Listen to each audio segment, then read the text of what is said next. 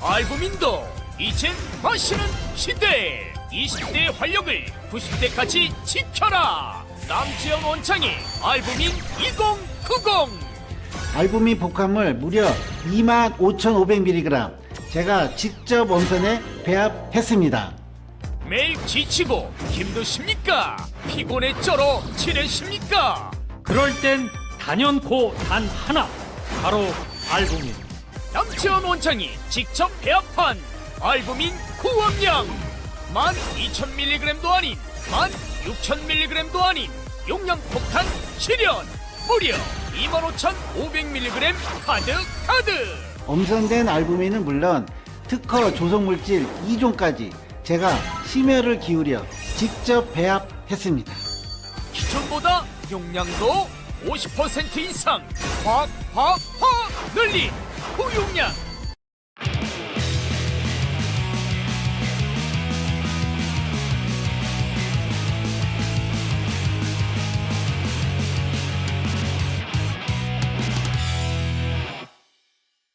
안녕하세요. 아시아투데이 TV 장예찬의 정치 펀치입니다. 이틀 연속 여러분을 찾아뵙게 되네요. 여러분, 어제도 말씀드린 것처럼 어제 참 많은 분들이 목요일 정치 펀치 봐주셨는데, 목요일에는 오후 2시, 그리고 금요일에는 오후 5시에 아시아투데이 TV에서 장예찬의 정치 펀치를 진행하고 있습니다. 많은 좋아요와 구독, 알람 설정 부탁드리고요.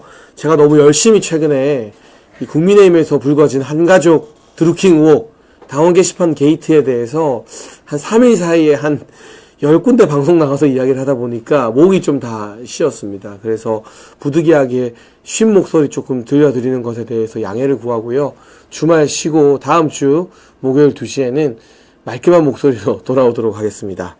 오늘은 당연하게도 방금 전에 있었던 이재명 더불어민주당 대표의 공직선거법 위반 사건 1심 선고 결과 이재명 징역 1년, 집행유예 2년에 대한 심층 분석을 한번 해보고요. 그리고 2부에는 역시나 우리 정치펀치의 독점적인 유니크한 칼라라고 할 수 있겠죠. 외교안보 정세, 윤석열 대통령과 시진핑 중국 주석이 2년 만에 정상회담 성사한 것이 어떤 의미가 있는지, 그리고 트럼프 대통령과 우리 정부의 물밑 교류가 어떻게 진행되고 있는지 한 번 더 짧게 짚어보도록 하겠습니다. 오늘도 1시간 동안 함께 쭉 달려와 주실 거라 믿고 시작해 보죠. 일단 다 같이 박수 한번 칠까요, 여러분? 야, 제가 사실 다른 방송을 하면서 실시간으로 속보를 봤는데 이게 쟁점이 2개잖아요. 첫 번째는 고 김문기 전 처장을 모른다고 하는 거, 그리고 두 번째가 국토부의 협박을 받았다고 하는 거. 그런데 첫 번째 속보가 김문기 전 처장을 모른다고 한 거는 허위다. 그때 막 심장이 빨리 뛰더라고요. 야, 이것도 유죄냐? 이제 이재명 끝났다. 그런데 얼마 안 돼서 또 다른 속보가 오는데, 그렇지만 허위 사실 공표는 아니다. 그걸 보니까 또 힘이 쭉 빠지더라고요. 허위인데 허위 사실 공표는 아니다? 그러니까 거짓말이기는 한데 법적으로 처벌할 수 없다는 뜻이잖아요. 이게 이재명이 과거 경기도지사 선거 끝나고 나서도 친형을 강제로 정신병원에 입원시킨 것 등과 관련된 허위 사실 공표 문제로 대법원까지 간 적이 있습니다. 그때 1심에서는 제가 기억하기로 무죄가 나왔던 것 같고, 2심에서 의원직 박탈형이 나왔는데 3심 대법원에서 다시 무죄가 돼요. 알고 보니 그 김만배 등 대장동 일당으로부터 로비를 받은 50억 클럽의 멤버 권순일 전 대법관 덕분이었던 것 같아요. 근데 그때 대법원의 논리가 이재명이 허위 사실을 말했지만 TV 토론에서 지나가면서 이야기한 거기 때문에 그거를 처벌할 수는 없다라는 말도 안 되는 논리를 들고 나왔거든요. 그래서 이번에도 김문기를 모른다고 한 건 허위다. 근데 허위사실 공표는 아니다라는 걸 보고 솔직히 그때의 악몽이 좀 떠올랐습니다. 재판부가 결국에는 민주당의 압박, 장애 집회, 이런 무력 시위에 못 이겨서 기상천외한 말도 안 되는 논리로 거짓말이라면서 처벌을 안 하는구나 싶었는데, 뒤이어서 국토부 협박으로 용도 변경했다는 건 허위다. 그리고 허위사실 공표에 해당한다. 유죄다. 그리고 클라이막스. 징역 1년에 집행유예 2년. 솔직히 대한민국에서 이 정도 수준의 판결을 예상한 사람이 몇 명이나 있을까요? 별로 없을 거예요. 그리고 제가 이제 민주당 정치인들의 기류를 지난 일주일 동안 쭉 한번 접해보니까 다들 공직선거법에서는 무죄가 나오거나 100만 원 이하 나온다. 25일에 있는 위증교사 재판은 좀 긴장된다. 이런 반응이었거든요. 실제로 여러분 들어가 보기 싫겠지만 이재명 대표의 페이스북을 한번 보십시오. 최근에 이재명 대표가 자기 억울하다, 자기 무죄다라는 글을 많이 올려요. 최근 두세 달 사이에 23번 정도 본인의 결백을 호소하는 글을 올렸다고 합니다. 그런데 정작 민생에 대해서는 19번밖에 안 올렸다고 하는데 어쨌거나 20번 넘게 자기 결백을 호소하는 페이북 글을 보면 대부분 다 위증교사 이야기를 해요. 그러니까 이재명도 이유는 모르겠습니다만 공직선거법으로는 자기가 안 날아간다고 생각했던 것 같아요. 그러니까 페이스북에 공직선거법 이야기는 거의 안 하고 위증교사 이거 억울하다. 이 이야기만 막 20번 해놓거든요. 그리고 사실은 저희가 확신에 차서 방송을 하면서도 이런 마음도 내심 최악의 경우도 대비하고 있었습니다. 혹여나 오늘 만족스럽지 못한 결과가 나와도 25일 위증교사에서는 무조건 징역형이 나오니까 여러분이 실망하지 않도록 제가 잘 다독여야지 라는 생각도 내심 조금은 했어요. 왜냐하면 방송하는 사람이, 정치하는 사람이 실망하고 기죽은 모습 보일 수는 없으니까. 야, 근데 이게 웬걸. 네. 징역 1년에 집행유예 2년은 당초 많은 전문가들의 예상이나 정치권의 생각보다는 훨씬 더 무거운 중형, 엄벌이 처해진 겁니다. 우선 제가 이 결론부터 딱 짚고 말하면 이제 죽었다 깨어나도 이재명이 공직선거법 재판에서 벌금 100만 원 이하로 감형받는 건 불가능해졌어요. 네. 예를 들어서 이번에 유죄가 나오면서 그냥 벌금 100만 원이 딱 걸렸다? 그러면 2심에서 80으로 깎일 수도 있어요. 벌금 200, 어제 김혜경이 선고받은 150, 또는 벌금 300, 이 정도만 해도 이재명 측에서 우리가 이거 2심에서 무조건 100만 원 이하로 깎는다. 그러니까 민주당 의원들, 개딸들, 지지자들 동요하지 마라라고 말할 수 있습니다. 근데 징역 1년은 아무리 감형을 해도 2심에서 벌금 100만 원 이하로는 안 떨어집니다. 완전 무죄가 나와야 되는데 그러기에는 1심 재판부가 너무 명확하게 유죄인 것만 유죄로 받고 우리가 봤을 때는 그 김문기 전 처장을 모른다고 한 것도 허위사실 공표 유죄잖아요. 그런데 재판부가 그건 허위사실이지만 법적으로 허위사실 공표는 아니라고 했어요. 그러니까 나중에라도 대법원 가서 일부 무죄라도 파기환송되면 재판을 또 해야 되는데 그럴 여지도 없는 거예요. 이게 어떻게 보면 더 전화위복인 거죠. 시간을 더 못 끄게 되는 거예요. 만약에 김문기 건도 유죄, 백현동 건도 유죄 이렇게 해서 대법원을 갔는데 대법원이 백현동 건은 유죄 인정, 근데 김문기 건은 무죄하라고 해버리면 어쩔 수 없이 2심에서 재판 또 받고 3심 또 가야 되거든요. 그러면 재판이 1년 이상 더 끌려. 그러면 형이 중요한 게 아니라 다음 대선이 올 수도 있잖아요. 근데 애초에 김문기 너 거짓말했어. 너 거짓말했지만 이거는 애매하니까 법적으로 처벌을 안 할게라고 한 게 오히려 이재명한테는 대법원 가서도 일부 무죄 취지 파기환송을 못하게 만드는 절묘한 수가 됐다. 이런 분석을 할 수 있는 겁니다. 그리고 동시에 정말 억울했을 고 김문기 처장과 김문기 처장님의 유족분들에게도 재판부가 이게 거짓말이다라는 걸 명확히 적시를 했기 때문에 그분들에게 늦게나마 약간의 조금의 위로는 되지 않을까. 그래서 오늘 이 분석을 하기에 앞서서 이 재판으로 우리 국민들 모두가 마음 졸였지만 가장 애끓었을 사람은 사실은 돌아가신 김문기 처장님의 가족들입니다.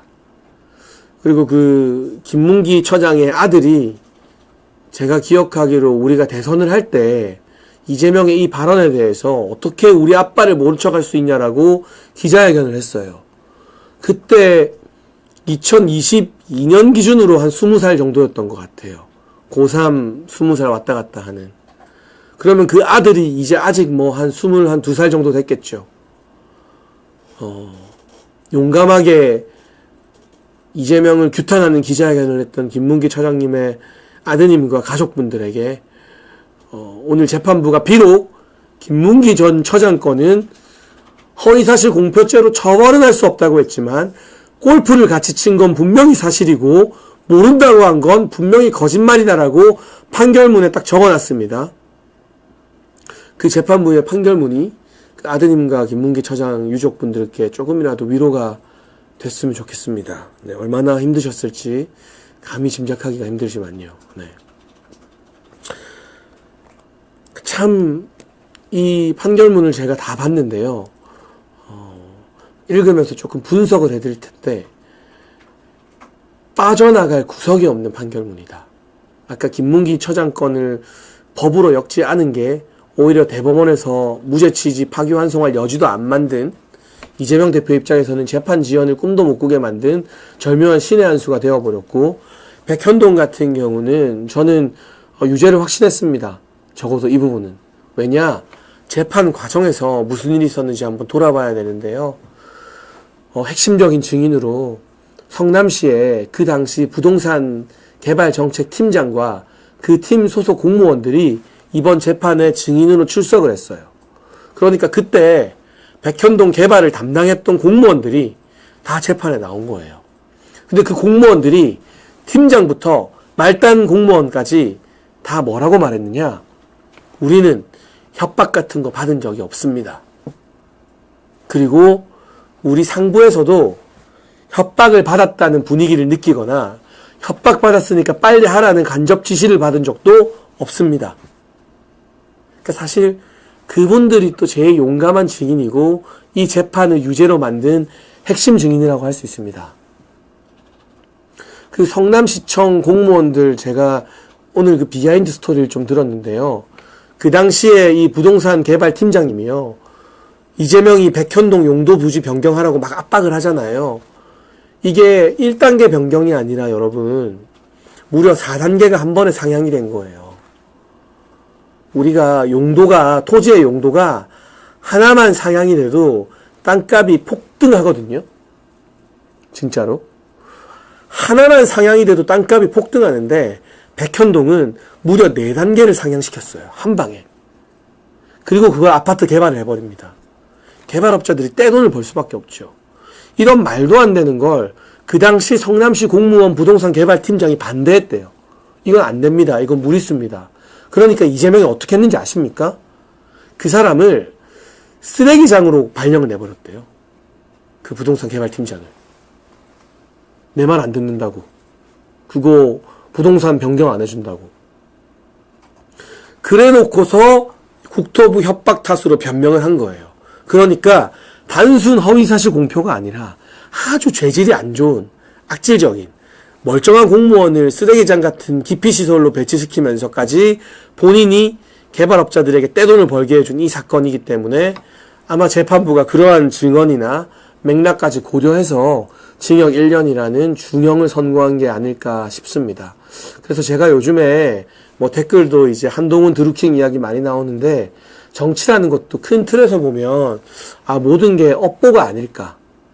그때 그 힘없는 공무원을 자기 말 안 듣는다고 쓰레기장으로 보내게 했던 이재명 성남시장의 횡포가 돌고 돌고 돌아서 그분이 공무원 그만뒀대요. 그때 열받아서 재판정에 나와서 증언으로 이재명을 보내버리는, 민주당 434억 토해내게 만드는 이런 일을 만들고 보면 그 천망회의 소위불루라고 하잖아요.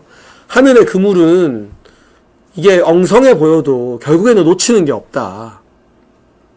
결국에는 이 업보를 다 본인이 짊어지고 가는 게 정치와 인생인 게 아닌가 하는 생각이 이번 재판을 보면서도 들고, 영부인 사사건건 집요하게 괴롭히다가 진은정 드루킹 때문에 꼼짝달싹 못하게 된 한동훈 보면서도 들고, 정말 업보는 업보다 싶은 생각이 듭니다.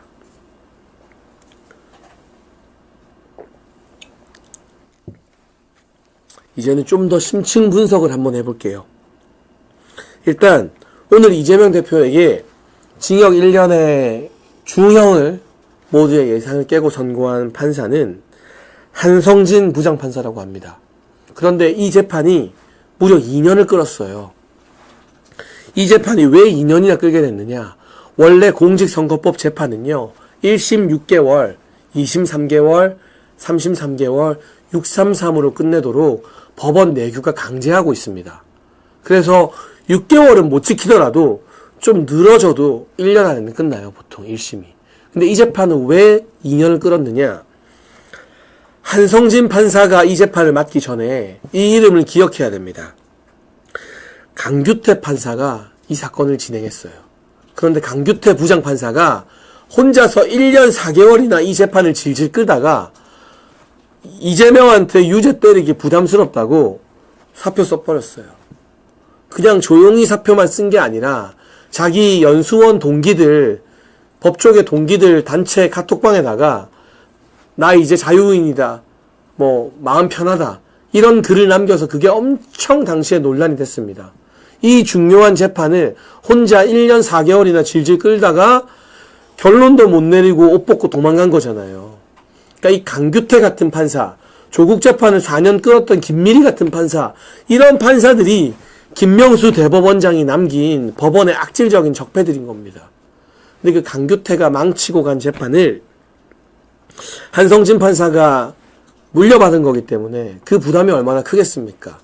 그럼에도 불구하고 한성진 판사는 본인이 이 재판을 맡은 기점으로 1년을 넘기지 않고 이 1심의 결론을 딱 내버립니다. 그러니까 우리가 판결에 대해서는 국민의힘 편, 민주당 편, 보수 진보 할 거 없이 오직 법과 원칙에 의거해서 판결을 내린 걸 우리가 인정해야 되지만, 남들이 질질 끌고 부담스러워한 재판을 그리 오랜 시간 끌지 않고 공정하게 판결 내린 이 한성진 판사 같은 경우는 국민들이 지켜줘야 된다. 지금 민주당에서는 판사 신상 공개하고, 오늘도 서초동 앞에 저도 아까 지나갔다 왔는데 장애 집회하고 난리가 났어요. 내일도 수능 대입 논술안 났는데도 막 모인다고 하고 그러잖아요. 법원에서는 오늘 중앙지법으로 차량도 못 들어오게 했습니다. 그리고 판사들에 대한 신상 보호 조치를 강화했습니다. 그래서 우리가 이 민주당의 압박, 장애 집회, 물리력 동원, 무력 시위에 굴하지 않고 좌고우면하지 않고 꼼수 쓰지 않고 오직 법리만 보고 공정한 판결을 내린 이 한성진 판사 같은 사람은 우리가 이름을 기억하고 지켜줘야 된다라는 설명을 좀 드리고 싶습니다. 그리고 이제 이 한성진 판사를 가지고 민주당이 판사의 정치 성향 갖고 시비를 못 걸어요. 왜 못 거느냐?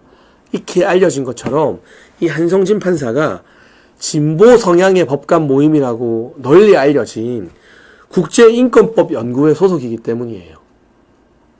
우리가 보통 우리법연구회, 그리고 국제인권법 연구회, 여기 소속 판사들은 다 진보라고 봅니다. 그런데 한성진 부장판사는 공교롭게도 국제인권법 연구회 소속이에요. 그래서 보수 진영에서 사실 걱정이 많았어요. 정치 성향이 진보인가 보네. 이재명한테 유리한 판결 내리는 거 아닌가? 근데 그럼에도 불구하고 이 판결을 내렸기 때문에 민주당이 판사 정치 성향이 어쩌고 저쩌고라고 시비를 걸 여지가 없는 거죠. 이것도 저는 참 기가 막힌 배경이라고 생각을 합니다. 법원 내에서 한성진 부장판사는 카카오톡 메신저도 쓰지 않는 굉장히 꼿꼿한 선비 같은 판사로 정평이 나 있다고 하고, 지역으로도 서울 출신으로 서울에서 고등학교와 대학교를 다 나왔다고 하니까 여러모로 민주당이 이 판결에 대해서 판사를 공격하면서 판사를 흔들 그럴 여지조차도 없는 상황이다라는 말씀을 드리겠습니다. 그리고 이번 판결에서 재밌는 거, 재판부 판결문을 보면요, 원래 받아야 될 형보다 형량을 좀 깎아줬대요. 너무 놀랍죠? 징역 1년에 집행유예 2년이 이 나름의 감형을 한 거랍니다. 그리고 그 감형 사유 중에 하나가 이게 대선이잖아요. 대선이기 때문에 이재명이 대선에서 당선이 안 됐잖아요. 그러니까 보통 공직선거법 재판에서는 허위사실이나 범죄를 저질렀는데 당선이 되면 형을 더 세게 받아요. 그 허위사실 등으로 이득을 본 거니까. 근데 당선이 안 되면 감형을 좀 해줍니다. 왜? 어차피 그 난리를 쳤어도 당선이 안 됐으니 이로 인한 이득이 적으니까. 그래서 판결문에 보면 감형 사유로 피고인이 당선이 안 됐다가 나와요. 그러니까 이재명 너 어차피 이런 허위사실을 퍼뜨리고도 대선에서 졌잖아. 그러니까 우리가 형량 좀 깎아준 게 이 정도야. 아니, 너무 재밌지 않습니까? 철저히 원리 원칙에 입각한 판결문이지만 보면서 좀 웃음이 터지는 포인트들이 있습니다. 그러니까 대선에서 져서 깎인 형이 징역 1년이에요. 감형이 안 됐으면 징역 1년, 집행유예 2년이 아니라 집행유예가 아닌 바로 뭐 실형이 그냥 법정 구속형에 나올 수도 있었다는 거죠.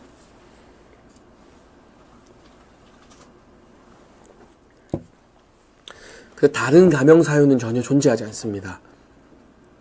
어제 이재명 대표의 배우자 김혜경 씨의 1심 재판에서도 벌금 150만 원이 나오면서 그 판결문을 보면 다른 재판부입니다만 재판부가 이렇게 적시를 해놓습니다. 피고인 김혜경입니다. 이 경우에는 혐의를 인정하지 않는다. 반성하지 않는다. 이게 감형 사유가 없다는 뜻이거든요. 근데 이재명이 2심 가서 혐의를 인정하거나 반성할 가능성이 있을까요, 여러분? 없죠? 이재명은 어차피 죽거나 살거나 둘 중 하나이기 때문에 혐의 인정이나 반성을 못합니다. 그러면 당연히 2심에서도 형을 깎아줄 수 있는 감형 사유가 존재하지 않는 거예요. 그리고 설령 2심 재판부가 야 이건 좀 너무 세다 싶어서 감형해주더라도 징역 1년에서 감형을 하면 보통 얼마가 나오느냐? 벌금 1,000만 원이 나옵니다. 그러니까 징역 1년보다 밑에 단계 벌금형이 보통 벌금 1,000만 원이에요. 이게 재판마다 좀 다른데 정진석 비서실장 아시죠? 대통령실에 있는 제가 참 좋아하는 정치 선배님인데요. 국회 부의장 할 때부터 그 노무현 전 대통령 유족들이 뭐 사자 명예훼손이다 해가지고 고소했잖아요. 그거 1심에서 징역 6개월 나왔잖아요. 근데 알고 보니 그 판사가 이재명 좋아하고 막 통진당 좋아하고 하는 정치 판사였잖아요. 그 논란이 돼서 얼마 전에 2심 결과가 나왔습니다. 그런 걸로 징역 6개월 때리는 게 말이 되냐? 감형돼서 벌금이 1,200만 원 나왔어요. 그 정진석 비서실장의 1심과 2심 선고 헤드라인 한번 찾아서 띄워주시면 좋겠는데요. 징역 6개월이 감형이 돼서 벌금 1,200만 원이 된 거예요. 정진석 비서실장 경우. 근데 이재명 대표는 징역 6개월이 아니라 집행유예가 붙어있지만 징역 1년이잖아요. 그러면 이게 감형이 돼도 재판을 뭐 똑같이 등치는 시키기 어렵다 하더라도 비교해보면 아무리 감형이 돼도 벌금 1,000만 원 이상은 확정인 거예요, 이거는. 이해가 쏙쏙 되시죠? 지금 민주당 정말 초상집 분위기입니다. 그리고 저도 과거에 제가 했던 발언을 조금 수정해야 될 게 있습니다. 사실 이재명 대표가 벌금 100만 원 이상으로 유죄 선고를 받더라도요. 그래도 당장은 저는 민주당이 많이 흔들리지 않을 거다라고 전망을 했어요. 그게 저뿐만 아니라 정치권에 일하는 많은 언론인들, 전문가들 대다수의 의견이었습니다. 왜냐? 워낙 지난 총선에서 비명 행사시켰잖아요. 박용진 죽이겠다고 자객을 3번이나 보내고 전해철 의원을 떨어뜨린다고 그 막말하는 양문석을 보내고 이런 일들이 있었기 때문에 민주당 내에서 적어도 2심 선고가 나오기 전까지는 이재명 단일 체제가 더 강하게 유지될 것이다 라고 많은 정치권이, 정치인들이, 언론인들이 전망을 했는데 상황이 좀 바뀌었어요. 그 전망은 여러분 한 벌금 100만 원, 벌금 150, 벌금 200 나왔을 때의 전망입니다. 그러면 민주당 내부에서 2심 때 우리가 이거 100만 원 언더로 감형을 한다. 그러면서 우리는 계속 이재명 중심으로 뭉친다. 이렇게 나갈 수 있는데 지금 벌금 100만 원, 150만 원이 아니라 징역 1년이 나와버렸기 때문에 이거는 민주당 내부에서도 아무리 머리를 굴리고 계산기를 두드려 봐도 야 이건 이제 못 빠져나가는구나. 2심, 3심 볼 것도 없다. 그리고 재판을 1심보다 훨씬 더 빨리 할 텐데 무조건 아무리 깎여도 벌금이 100만 원이 아니라 1000만 원 이상이다. 그러니까 이제 민주당 내부에서도 동요가 일어날 겁니다. 당장은 우리는 이재명을 버리지 않는다. 이재명과 함께 간다. 이재명 만세 하는 사람들이 있겠지만 당초 예상보다 워낙 높은 형이 주어졌기 때문에 동요가 클 겁니다. 보세요. 정진석 실장 기사인데 이게 1심 때 징역 6개월이었거든요. 근데 2심 때 깎여서 1200이 나온 거예요.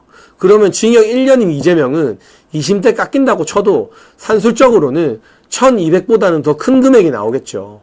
깎여서 징역 6개월이 될 수도 있는 거고요. 그래서 이제 민주당 내부의 기류도 제가 장담하건대 자기들끼리 밥 먹거나 술 먹을 때 소위 말하는 친명이라는 사람들, 정청래 같은 사람들이 제일 먼저 야 이제 이재명 끝났다. 이제 그 다음에 누구지 우리?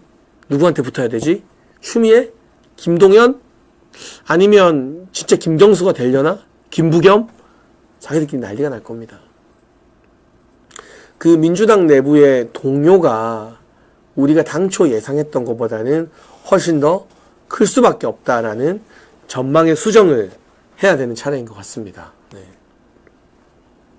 그리고 판결문을 제가 조금씩 더 봐드리면서 말씀을 드리겠습니다. 이 선고문 정말 제가 보면 볼수록 빈틈없이 잘 썼어요. 이재명 대표 측에서 또 어떤 주장을 했었느냐. 국토부의 협박을 받았다는 것 자체는 거짓말이니까 이 발언을 이재명 대표가 국감에서 했거든요. 경기도 도지사 자격으로 국감을 받을 때. 그래서 이재명 대표 측에서는 이거는 대선과 상관없는 국정감사 때의 발언이다. 그렇기 때문에 대선 선거의 공직선거법으로는 이걸 심판해서는 안 된다. 그리고 국감 때 말한 거는 위증죄만 처벌받지 나머지 발언에 대해서는 면책특권이 주어진다. 라는 그러니까 거짓말은 했지만 이게 국감에서 한 말이기 때문에 처벌은 못한다라는 논리를 들고 나왔습니다. 하지만 여기에 더해서 이 재판부는 면책특권이 있다고 하더라도 명백히 허위인 걸 알면서 명예훼손을 하는 경우에는 면책특권이 적용되지 않는다라는 게 대법원 판례다. 그러니까 이재명이 이걸 분명히 거짓말인 걸 인지하고 있었고 여기와 관련된 논란이 상당 부분 장기간 이어졌기 때문에 이게 즉흥적으로 한 말이 아니라 충분히 생각하고 고민하고 알아봐서 한 말이다. 더군다나 이거는 명백한 거짓말임을 스스로 인식하고 있기 때문에 국감 발언이라 하더라도 면책특권 적용 안 된다는 대법원 판례도 있다. 대법원 판례를 왜 언급했느냐. 대법원 가서도 안 바뀐다는 뜻이에요. 그런 부분까지도 오늘 판결문에 다 적혀 있습니다. 그리고 현장에서 이 재판을 방청한 기자들이 현장 스케치를 막 보내줬는데요. 이재명이 서서 선고를 듣다가 판사를 계속 쳐다봤대요. 그러다가 판사가 징역 1년, 다만 2년간 집행유예한다. 불복의 경우 일주일 이내 항소해라. 이게 판결문 마지막 말이거든요. 그 마지막 말이 끝났는데도 이재명이 그 당시 현장에 있는 기자들 말에 의하면 한동안 그 자리에서 가만히 서서 판사를 쳐다보고 있었대요. 좀 무섭죠. 한편으로 소름 끼치고. 저 판사를 내가 기억하겠다라는 뜻인지 본인이 아니면 당황했다는 뜻인지 이거는 뭐 지어낸 말이 아니라 실제로 오늘 재판 방청에 들어간 기자들이 현장 스케치로 보내준 그 스케치 파일에 있는 내용입니다. 징역 1년, 집행유예 2년, 불복하면 일주일 안에 항소해라. 땅 끝났는데도 이재명이 움직이지도 않고 그 자리에 서서 판사를 한동안 계속 쳐다보고 있었대요. 이재명 스스로도 믿기 힘들었던 당황스러운 결과였던 것 같고 동시에 그 판사를 향한 이재명의 분노가 느껴지기 때문에 제가 앞서 일부러 이 한성진 부장판사 이야기를 하면서 우리가 지켜줘야 된다. 국민들이 보호해줘야 된다라는 말씀을 좀 드린 겁니다.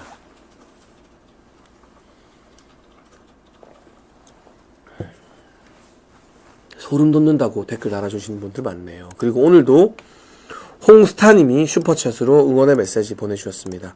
너무너무 감사합니다. 지금 이제 이 판결문을 조목조목 짚어보고 이재명의 그 재판에서의 태도, 마지막 모습까지도 쭉 한번 제가 언급을 해봤는데요. 이 판결의 후폭풍 또 있죠. 바로 434억입니다. 지금 현재 실시간 3,000분이 함께 해주시고 계신데 이 3,000분 모두 다 434억 어마어마하게 큰 돈이라고 다 동의하시죠? 400억을 별거 아니다. 그거 그냥 낼 수 있는 돈이다라고 생각할 수 있는 사람 아마 대한민국에 아무도 없을 겁니다. 재벌이라 하더라도 434억은 엄청나게 큰 돈이죠. 이게 무슨 돈이냐? 지난 대선 때 민주당이 선거관리위원회로부터 지원받은 선거 보조금입니다. 정당의 후보가 15% 이상 득표를 하면 선거 비용을 보전받게 되는데 대선 같은 경우는 당이 보전을 받습니다. 그리고 규모가 큰 선거이기 때문에 그 보전금의 액수가 무려 434억이 되는 겁니다. 그런데 그 해당 선거에서 공직선거법 위반이 되어서 벌금 100만 원 이상 피선거권 박탈형이 나와버리면요. 어떤 일이 벌어지느냐? 선거 보조금을 다 토해내야 돼요. 그래서 민주당이 이 434억을 토해야 돼요. 434억을. 뭐 어떻게 될지 모르겠지만 지금이야 민주당이 이재명을 지킵시다 하지만 속으로 별별 생각 다 할 거잖아요. 2심에서 확정 판결이 나고 3심에서 이제 정말 마지막 땅이 되고 이재명이 정계 은퇴하게 되고 새로운 대안이 부상하면 어쩌면 민주당에서 434억을 이재명 보고 내라고 구상권 청구하는 소송을 거는 날이 올지도 모르겠다 라는 생각도 좀 우스갯소리 삼아 드는데 이 돈을 민주당에 토해내야 됩니다. 근데 이게 너무 큰 돈이에요. 민주당의 현재 전체 자산이 한 900억 된다고 하거든요. 그 민주당 전체 전국에 있는 모든 자산을 다 팔았을 때 전 재산의 절반 정도를 내야 되는 거고, 여러분 여의도에 가면 민주당 당사가 있습니다. 되게 큰 건물을 써요, 민주당 같은 경우는. 근데 그게 이제 코로나 때 부동산 가격이 많이 올랐다고 하는데 오늘 제가 언론 기사를 보니까 그 민주당 당사 부동산 시세가 얼마인지 적어놓은 기사도 있더라고요. 오늘 한 부동산 사이트 기준으로 민주당 여의도 당사의 건물 시세는 한 340억 정도라고 합니다. 아우, 제가 웃으면 안 되는데 자꾸 웃음이 나오네. 그 민주당의 여의도 당사를 팔고 100억 더 내면 됩니다. 근데 뭐 국민의힘도 옛날에 그 박근혜 전 대통령이 당대표 할 때 천막 당사도 쳐보고 했기 때문에 민주당은 뭐 포장마차 당사를 치든 뭐라든 가 알아서 하면 되고 충분히 돈 낼 수 있습니다. 네. 당사 팔고 100억 더 내면 돼요. 당사 팔고 100억 더. 네. 근데 이제 당사를 급매로 팔려면 340억보다는 좀 싸게 팔아야 될 수도 있겠죠. 그 약간 불길하다, 부정하다 해서 건물 가격이 좀 내려갈지 모르겠습니다만. 그런데 여기서 민주당이 꼼수를 쓰지 않을까 좀 걱정이 돼요. 이 돈을 안 내는 방법이 있거든요. 정당 해산을 하면 돼요. 민주당이라는, 더불어민주당이라는 정당을 해산하고요. 그리고 다시 재창당을 하면 이 정당이 가지고 있는 빚은 귀속이 안 된대요. 진짜 웃기는 법이죠, 여러분. 그러니까 우리나라 법 중에 국회의원이나 정치인, 정당과 관련된 법을 보면 진짜 웃기는 희한한 법들이 많아요. 더불어민주당이 정당 해산을 하고 우리 이제 정당 해산했습니다. 그리고 누가 새로 창당하는 거예요. 저기가 이제 새 당입니다. 더불어민주당이랑 관련이 없어요. 근데 거기 있는 당직자, 국회의원, 정치인들 다 거기 가고 당원들 다 옮기고 그러면 그 빚 안 갚아도 된대요. 그래서 이 정당 해산했을 때 이 꼼수를 막기 위해서라도 지금 국민의힘에서 민주당이 434억 안 낼까봐 이걸 방지하는, 그러니까 빚을 다 갚기 전에는 정당 해산을 못하게 만드는 그런 방지법도 발의할 거라고 하고, 우리 총선 때 보면 위성정당 이야기 많이 나왔잖아요. 비례대표가 이제 뭐 하도 희한한 제도로 치르다 보니까 서로 위성정당을 만들었는데, 위성정당을 만들어서 거기로 다 옮겨가고 더불어민주당은 껍데기만 남겨놓는 그런 꼼수도 있답니다.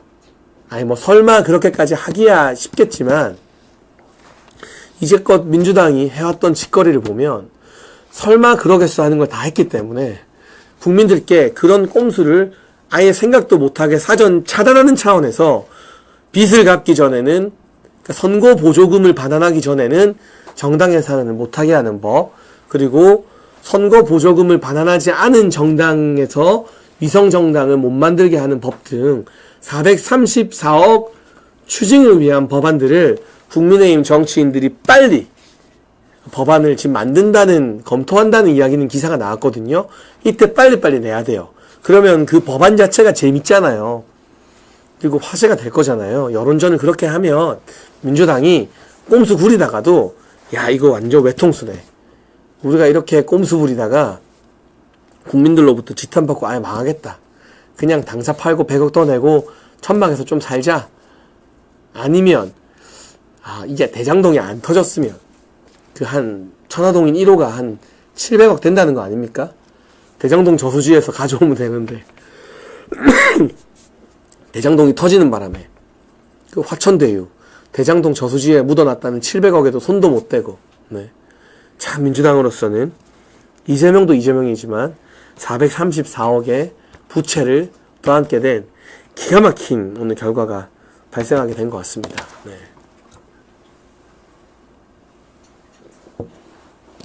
그리고 지금 이 시간 민주당에서는 긴급 최고위가 열리고 있습니다. 긴급 최고위가 오후 5시에 소집됐는데 이유가 뭐냐? 이재명 대표 1심 선고 대비하기 위한 긴급 최고위입니다.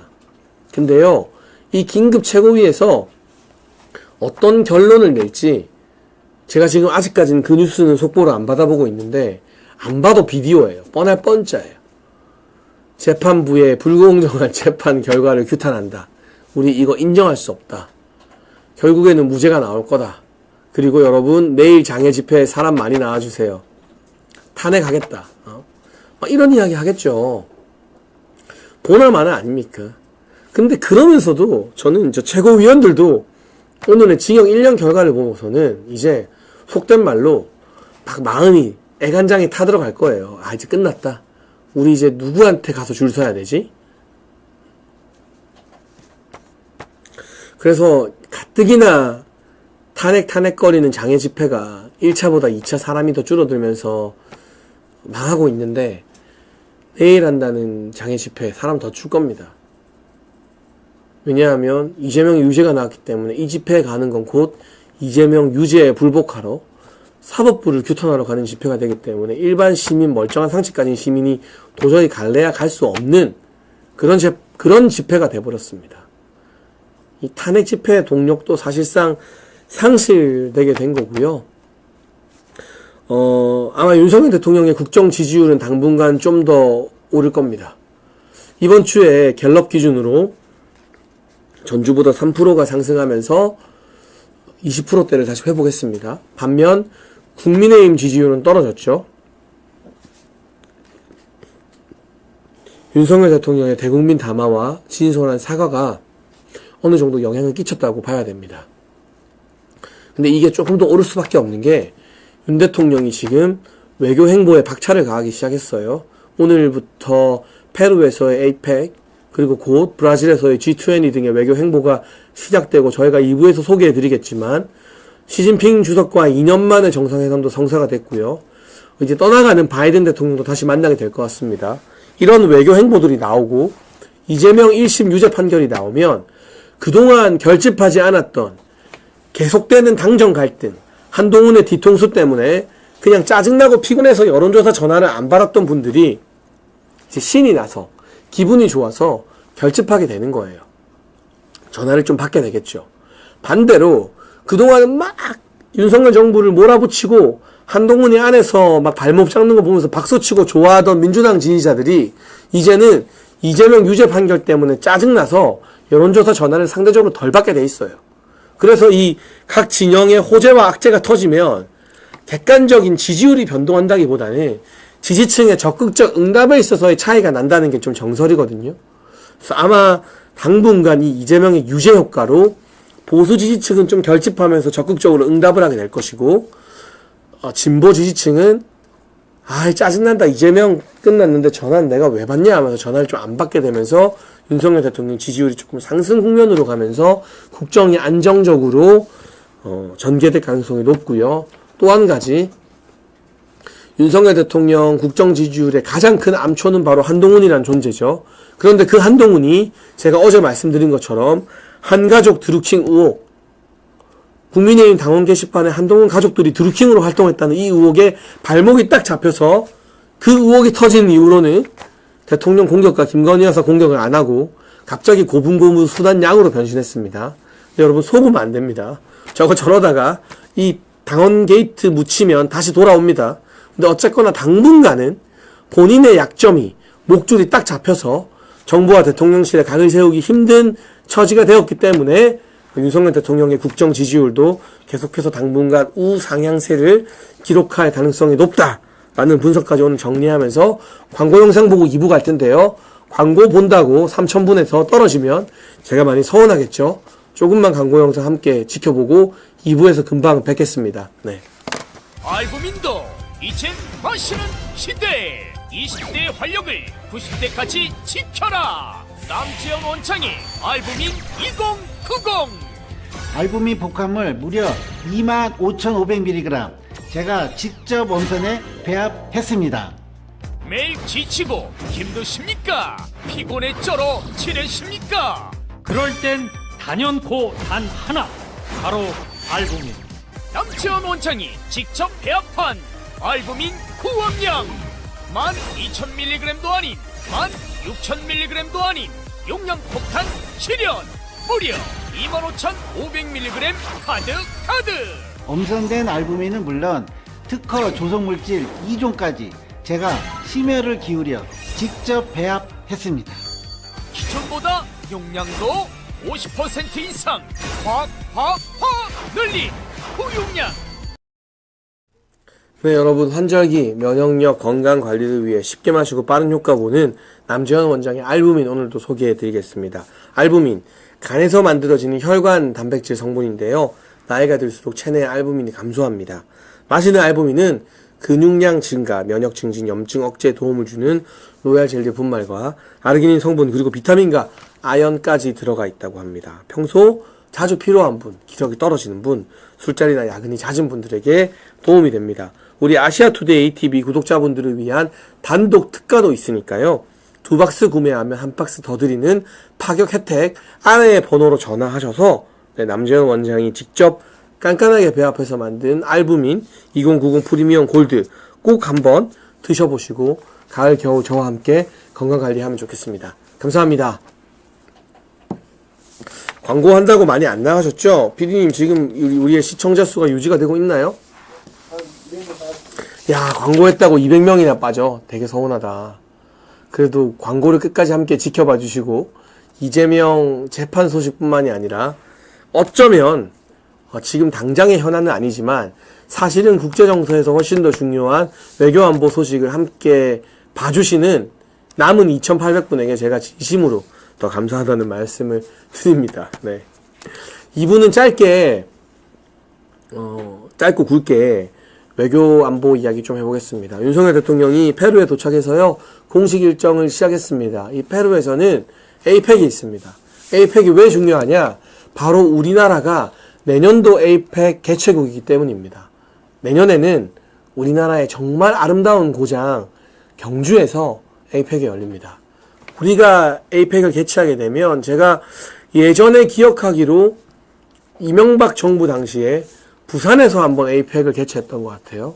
그래서 그때 부산의 해운대 동백섬에 에이펙 정상회의가 열리는 누리마루라는 건물도 만들어서 그게 지금 관광 명소도 되어 있는데 그 지역 경제가 완전히 살아나요. 그리고 그 효과가 그 주변으로 굉장히 퍼져나가고 20년이 지난 지금도 그 동백섬 누리마루와 에이펙의 흔적들이 관광 유산으로 남아있게 되거든요. 경주 에이펙 같은 경우도 지금 가뜩이나 K-팝, K-컬처, K-드라마, K-무비 난리인데 우리나라에서 사실 제일 문화유산이 많이 남아있고 아름다운 도시가 바로 경주잖아요. 저는 그렇게 생각하거든요. 근데 부산과 인접해 있어서 접근성도 좋고 서울 위주의 관광에서 이제 우리도 다양한 도시 관광으로 대한민국 관광을 한 단계 점프시킬 수 있는 그런 기회가 바로 내년도 경주 에이펙입니다. 그래서 이 페루 에이펙도 중요하지만 내년도 경주 에이펙을 잘 준비하기 위한 사전 답사의 의미가 강하게 있는 거죠. 바로 그렇기 때문에 김건희 여사가 꼭 가서 에이펙 배우자 프로그램을 좀 보고 참관을 했어야 되는데 뭐 그 아쉬운 이야기는 일단 좀 차치하고요. 이 에이펙에서 윤석열 대통령이 2년 만에 시진핑 중국 국가주석과 정상회담을 하기로 했다라는 대통령실의 발표가 있었습니다. 시진핑 주석과의 정상회담이 왜 중요하냐? 기본적으로 윤석열 정부는 역대 그 어느 정부보다 한미동맹을 중시하고 강화한 정부예요. 그리고 윤석열 정부가 추진한 정책 중에 반중 정책도 많아요. 얼마 전에는 드론으로 우리나라 국정원이나 해군 기지를 촬영했던 중국인 스파이 등이 체포가 됐죠. 사실 한중 관계가 매끄럽진 않아요. 당연하죠, 여러분. 우리가 지금 미국과 중국이 세계 패권 경쟁을 하고 있는데 그러면 당연히 미국과 함께 가야 되고 미국과 함께 가면 중국과는 조금 소원해질 수밖에 없어요. 이건 당연한 거예요. 여기서 양쪽에서 균형을 잡겠다. 한반도 운전자 균형 외교 문재인 헛소리 하다가 박살났죠. 이재명 싱하이밍 앞에서 쎄쎄 하다가는 미국한테 찍혀서 우리나라 기업들 줄초상 나죠. 윤석열 정부가 잘하고 있는 겁니다. 근데 그럼에도 불구하고 시진핑을 만나는 게 왜 중요하냐? 시진핑과 만남이 성사된 게 어떤 의미가 있느냐? 두 가지 의미가 있습니다. 첫째, 미국에게도 보여주는 겁니다. 트럼프 정부가 이걸 다 보고 있겠죠? 우리는 미국 편이다. 확실한 미국 편이다. 하지만 한반도에서 미국이 중국을 견제하길 원한다면 우리를, 대한민국을 정말 중요하게 잘 대접해야 된다. 우리가 충분히 이 한반도 정세에 시진핑과 만날 정도로 영향력을 행사하는 주요 국가다 라는 걸 보여주는 의미가 있고요. 두 번째는 지금 급한 건 시진핑이에요. 급한 건 중국이에요. 발등에 불 떨어졌어요. 트럼프 대통령 당선으로 가뜩이나 민주당도 미국 민주당, 우리나라 민주당은 쎄쎄하는 민주당이고요. 미국 민주당은 그래도 중국에 대한 견제를 꽤 하죠. 미국 민주당도 여러 가지 관세나 무역 장벽으로 중국을 압박하는데 트럼프 대통령은 아예 중국 말도 꺼내지 마라. 중국에서 만드는 거 그냥 미국에서 아예 못 팔게 만들겠다는 수준이거든요. 관세 장벽의 수준이. 그럼 중국 어떡합니까? 미국이라는 엄청난 시장에 싸게 팔던 것들이 이제 못 팔게 생겼으면. 그리고 반도체를 비롯해서 첨단 기술 공장 이제 중국에 못 짓습니다. 우리나라도. 왜냐? 중국에 공장 지으면 미국에서 수입을 안 한대요. 그러면 미국에만 못 파는 게 아니라 유럽에도 못 팔아요. 세계 어디다 팔 데가 없어. 근데 이제는 네덜란드에 굉장히 중요한 반도체 장비 업체인 ASML이라는 데가 있습니다. 여기는 반도체 공정 기구를 만드는 사실은 을에 해당하는 회사인데 그 을을 너무 잘해서 갑들이 오히려 을한테 쩔쩔매는 그런 회사입니다. 이 ASML을 만나러 윤석열 대통령이 2023년 12월에 네덜란드에 국빈 방문을 했죠. 그 국빈 방문에서 제일 중요한 일정이 ASML과의 만남이었어요. 공장도 직접 보시고. 삼성한테 있어서도 ASML이 너무나 중요한 파트너 회사거든요. 저도 그 국빈 방문에 영광스럽게 특별 동행을 했었는데 이 ASML이 이제 중국에 공장 안 짓는다, 중국이랑 거래 안 한다고 했습니다. 대만의 TSMC 있죠? 대만 최고의 반도체 기술 회사. TSMC 하나가 대만을 다 먹여 살리는 거나 마찬가지거든요. TSMC 중국이랑 이제 거래하기 힘들어집니다. 원래는 삼성전자와 SK하이닉스가 중국에 신규 공장 건설하고 투자하겠다는 계획이 이만큼 있었어요. 그런데 미중 갈등 이후에 윤석열 정부가 들어서면서 기존에 미리 지어놓은 거 말고는 신규 공장 건설이나 투자 계획을 삼성과 하이닉스가 다 백지화했습니다. 근데 잘한 거예요. 만약에 윤석열 정부가 들어서지 않아서 쉐쉐하고 있으면 계속 중국에 투자를 하다가 이번에 트럼프가 딱 당선돼서 이제 중국에서 공장 지어서 하는 거 우리한테 못 팔아. 너 우리랑 장사하고 싶으면 중국에 공장 짓지 마. 이래버렸으면 그동안 중국에 투자했던 공장이나 신규 기술이 다 도루묵 되는 거잖아요. 그런데 일찌감치 윤석열 정부의 친미 반중 기조 덕분에 SK나 삼성이 중국에 대한 투자를 좀 일찍 멈췄거든요. 그러니까 돈 덜 버리고 여력으로 제3국이나 미국에 투자할 수 있는 상황이 된 겁니다. 어쨌거나 중국 입장에서는 지금 자기들이 뭐 문재인 정부일 때는 우리가 대국이고 큰 형제국이고 너네는 소국이고 문재인이 그 앞에서 아유 우리는 중국 몸 꿉니다 이러고 있지만 이제는 이 미중 갈등이 더 심해질 텐데 한국마저도 중국과 완전히 손절해버리면 물론 우리도 무역 수지에 나름대로의 타격이 있겠지만 중국 더 죽어나가는 거예요. 그래서 뭐 사드 때처럼 한한령이니 뭐니 하는 조치들을 건방지게 중국이 이제는 못하는 상황이 된 겁니다. 시진핑을 만나는 것 자체로 우리는 우리의 입지를 그냥 충분히 미국에게 대외적으로 보여주고 중국한테도 너네 우리 자꾸 신경 긁고 열받게 하면 우리 알지? 우리는 미국 형님 편이야. 더 세게 드라이브 밟아버린다 우리가.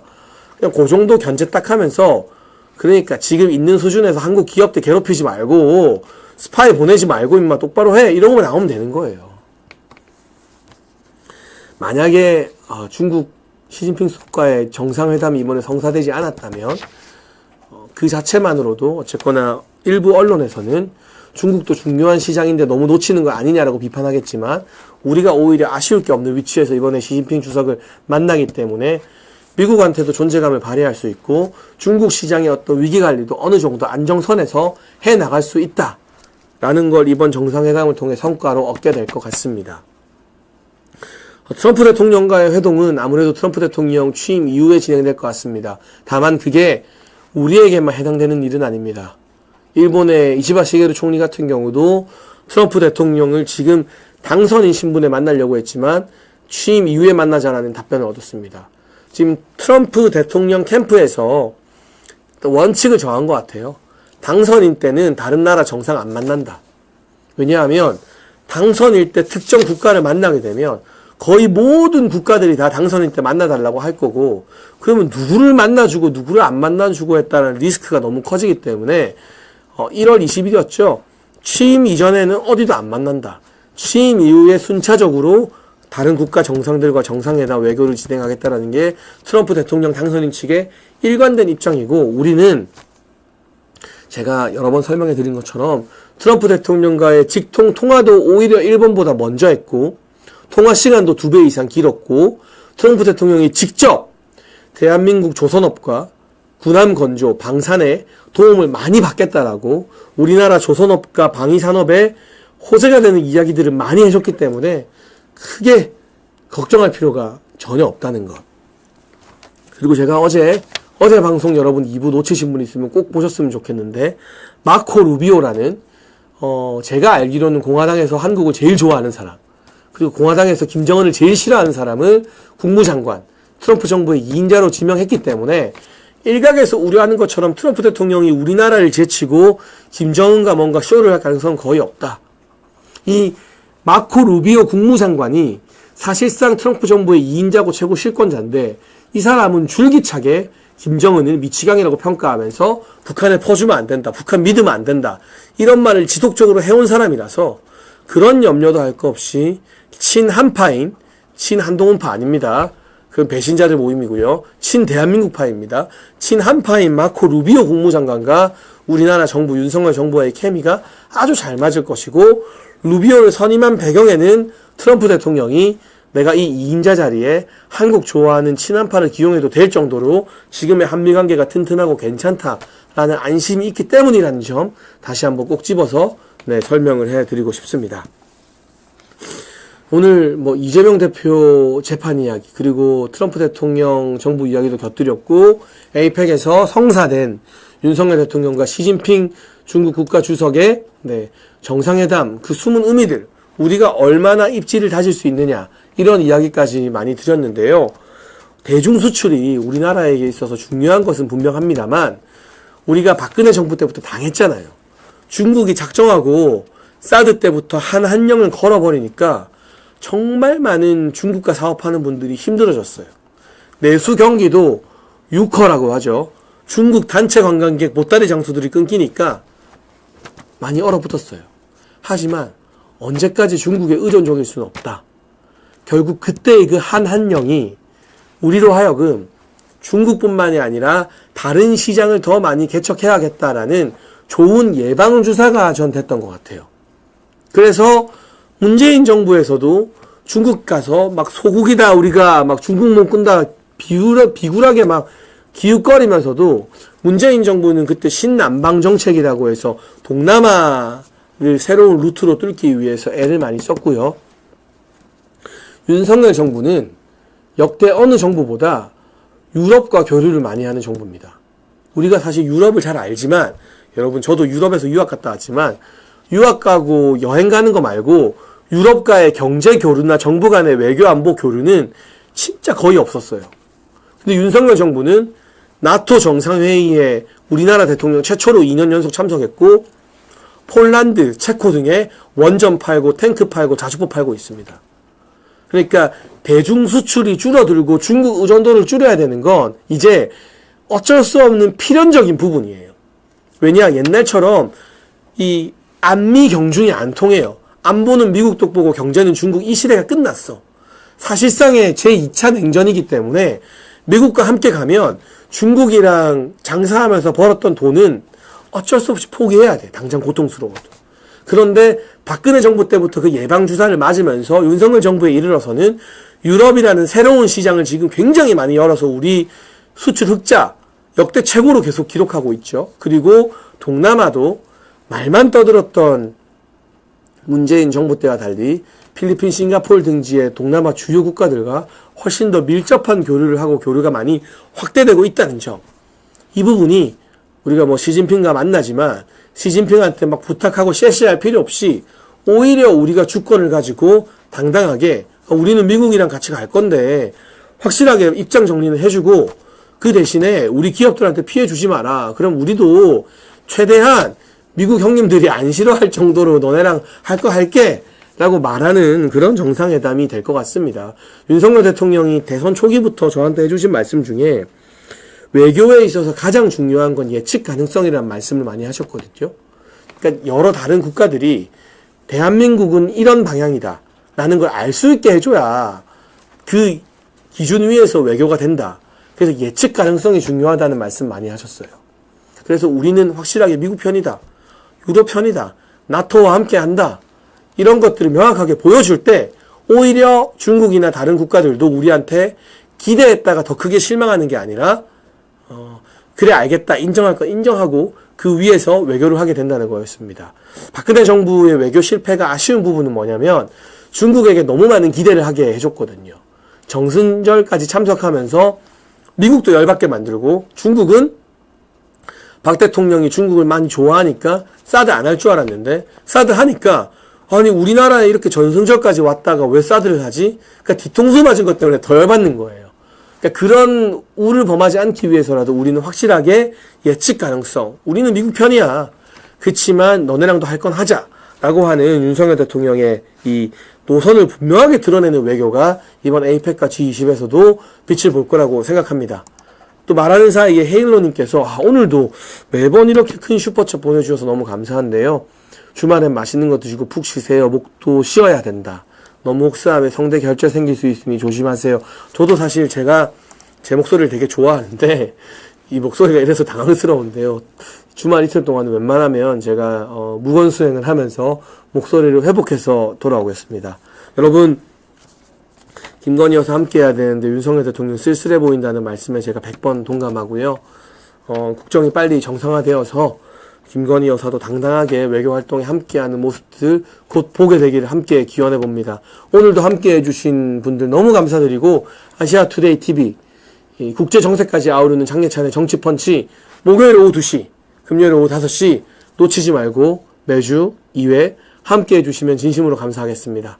오늘 여기까지 하겠습니다. 저녁 꼭 잔치국수 챙겨 드세요. 감사합니다. 고맙습니다.